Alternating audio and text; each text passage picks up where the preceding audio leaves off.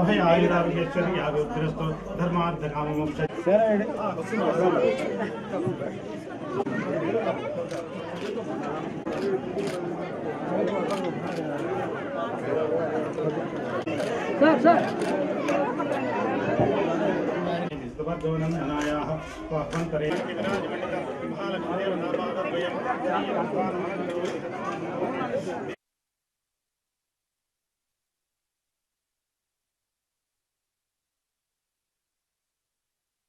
నమస్కారాలండి. ఈరోజు 49వ డివిజన్లో 51వ బూత్లో 59 పొర్లుకట్ట ప్రాంతం ఇది. ఈ మధ్య లాస్ట్ 1 మంత్లో నేను ఒక 2 సార్లు ఇక్కడ రావడం జరిగింది. ఇక్కడ అరవపాలెం అంటారు దీన్ని.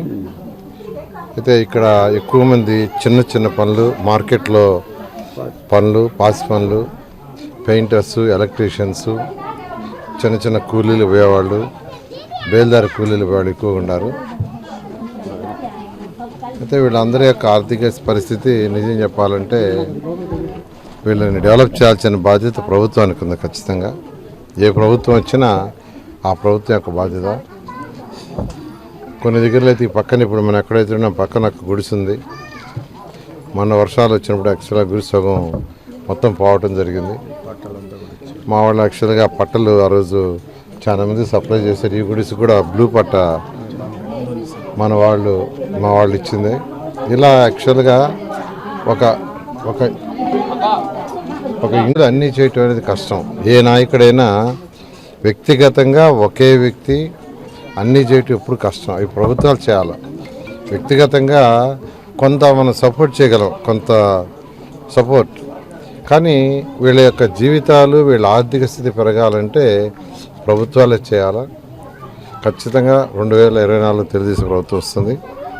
ఖచ్చితంగా వీళ్ళు చేసే పనిలో నైపుణ్యాన్ని పెంచితే వీళ్ళ ఆర్థిక స్థితి పెరుగుతుంది. ఖచ్చితంగా ఆ విధంగా ముందుకు అడుగులేస్తామని తెలియజేస్తున్నాను. అదేవిధంగా ఇక్కడ ఈ యొక్క 49వ డివిజన్ వచ్చినప్పుడు 2 టెంపుల్స్ యాక్చువల్గా అంటే చిన్న టెంపుల్స్ యాక్చువల్గా వాళ్ళు దానికి కొంత ప్రహరీ గోడ కట్టి పైన రేకులు వేసేయమన్నారు.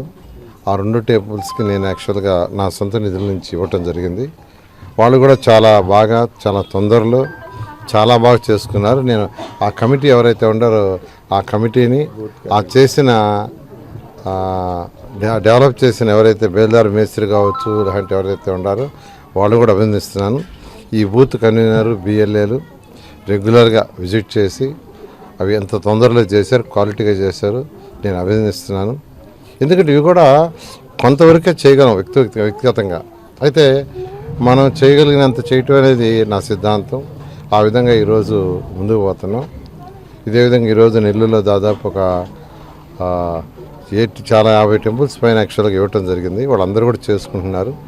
అయితే ఈరోజు యాక్చువల్గా పూజ చేస్తూ రమ్మన్నారు, రావటం జరిగింది. నిజంగా చాలా చాలా ఆనందంగా ఉంది. ఈరోజు శివరాత్రి, ఈరోజు నిజంగా వీళ్ళు ఓపెన్ చేసుకోవటం, ఇక్కడ రావటం, నేను మా సతీమణి రమాదేవి ఇద్దరం కలిసి వచ్చాం. మరొకసారి అందరికీ ఈ యొక్క శివరాత్రి సందర్భంగా నా యొక్క శుభాకాంక్షలు తెలియజేస్తున్నాను. నమస్కారం అండి. ఇప్పుడే ఒక చిన్న గుడి మహిళలకి ఎలా అంటే ఇంట్లో వాళ్ళ యొక్క పరివారము, వాళ్ళ ఇంట్లో కుటుంబ సభ్యులు అందరూ బాగుండాలి, వాళ్ళు చల్లగా ఉండాలి అని కోరుకునేది ఎవరిని కోరుకుంటారు? భగవంతుని కోరుకుంటారు. సో వాళ్ళు పూజించే దేవుడికి ఒక నీడ కావాలి, ఒక మంచిగా మేము దండం పెట్టుకోవడానికి అనువైన స్థలంగా కావాలి అని వాళ్ళు నారాయణ గారిని అభ్యర్థించడం జరిగింది. దాన్ని సారు పెద్ద మనసుతో దాన్ని జరిగేటట్టుగా చూశారు. అంతా చక్కగా అయింది. ఇప్పుడు ఓపెనింగ్కి వచ్చాము. ఈరోజు అఖిల మహిళా దినోత్సవం. ఈ మహిళా దినోత్సవ సందర్భంగా ఈ గుడి ఓపెన్ అవ్వటము, వాళ్ళ యొక్క కళ్ళల్లో ఆనందం చూడటము మహిళలకి ఇది ఒక గిఫ్ట్గా నేను భావిస్తున్నాను. Thank you.